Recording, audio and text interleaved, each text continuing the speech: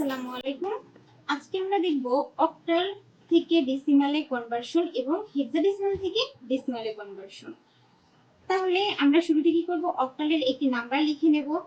Octal ফর্মে একটা number যদি লিখে নেই তাহলে 67.280। সরি, এখানে যেহেতু অক্টাল সেহেতু আমার 8 লেখা যাবে না, 7 পর্যন্ত। তাহলে এখানে হচ্ছে 250 দিলাম।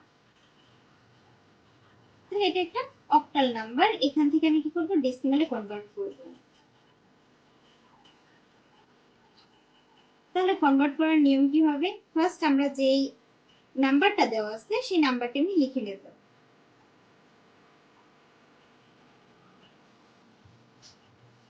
এখন এই নাম্বারের উপরে আমি ছোট্ট করে আরেকটা নাম্বারিং করব।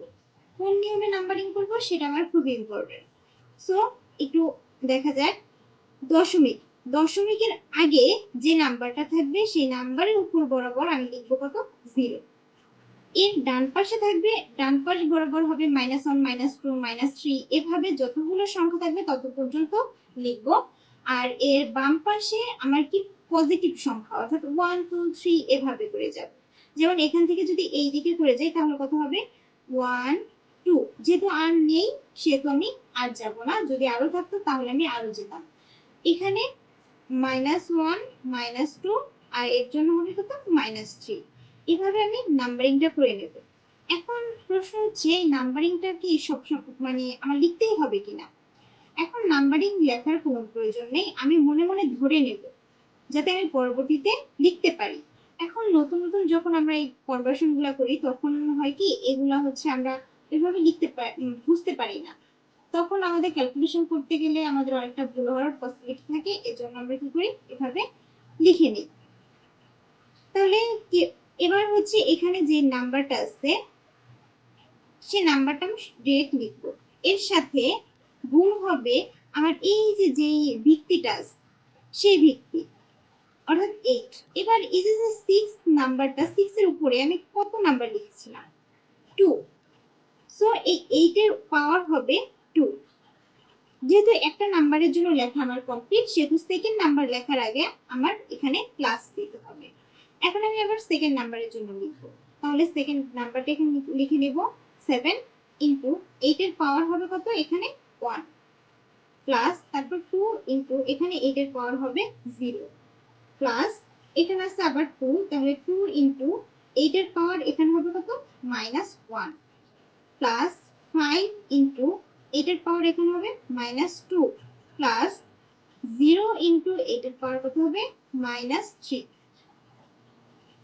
তাহলে এখানে 6 ইন্টু 8 স্কোয়ার, এখন 8 স্কোয়ার মানে কত, 64। তাহলে 64 ইন্টু 6,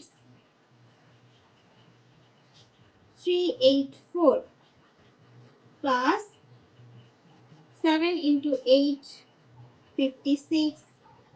কোনো কিছুর পাওয়ার 0 মানে 1, তার মানে 1 এর সাথে 2 গুণ করলে আমার হয়ে যাচ্ছে 2, প্লাস যখন আমি 2 এবং হচ্ছে 8 ইনভার্স 1 মানে হচ্ছে 2 কে আমি 8 দিয়ে ভাগ করতেছি, 2 ভাগ 8 যখন আমি করতেছি তখন আমার এটা দশমিকে আসে 0.25, প্লাস এর মানে হচ্ছে 5 ভাগ 64, তাহলে এর ভ্যালু হবে 0.078, প্লাস এই টোটাল ভ্যালু হয়ে যাবে 0, কারণ 0 দ্বারা কোনো কিছুকে যখন আমরা গুণ করি তখন তার ভ্যালু হয়ে যায় 0। তাহলে এই পুরোটাকে আমরা যদি যোগ করি তাহলে দেখা যাক কত আসে, 42.328। তাহলে এটাই হচ্ছে আমার কি, ডেসিমাল ফর্ম। তাহলে এটা হচ্ছে কি আমার অক্টাল থেকে ডেসিমালের কনভার্সন। তাহলে এইভাবে আমরা হচ্ছে পরবর্তী সকল অক্টাল নাম্বারকে ডেসিমালে কনভার্ট করতে পারবো। এখানে যদি হচ্ছে দশমিক নাম্বার না থাকে, শুধুমাত্র পূর্ণ সংখ্যা থাকে, তাহলে আমরা কি করব, এই এই পরের অংশের এখানে এইখান থেকে এই পর্যন্ত এই পরের অংশের কোনো প্রয়োজন হবে না। এখানে আমরা যেরকম ভাবে কনভার্ট করেছি সেম ভাবে আমরা পরবর্তীতেও কনভার্ট করব। তাহলে এখন আমরা শিখি যে কিভাবে আমরা হেক্সাডেসিমাল থেকে ডেসিমালে কনভার্ট করব। তাহলে তার জন্য আমার শুরুতে একটি হেক্সাডেসিমাল নাম্বার লিখতে হবে। তাহলে আমরা একটা হেক্সাডেসিমাল নাম্বার লিখি।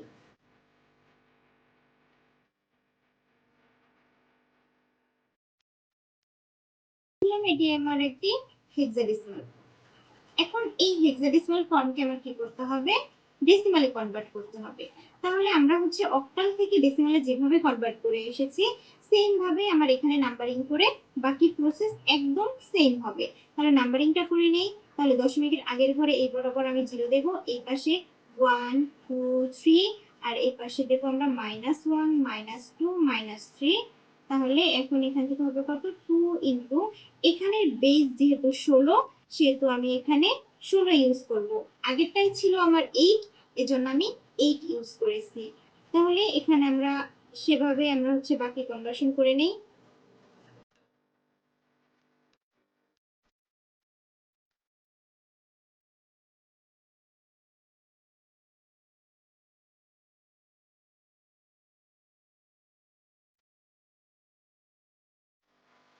তাহলে এই পুরোটা গুণ করে যোগ করে যদি আমরা দেখি কত আসে, তাহলে আমরা একটু ক্যালকুলেটরের সাহায্যে গুণ করে নেব। তাহলে এটা হচ্ছে আমার টোটাল যোগ করার ফলে যে যোগফলটা সেটি হচ্ছে এটি। তাহলে এটা আমরা লিখে নেব।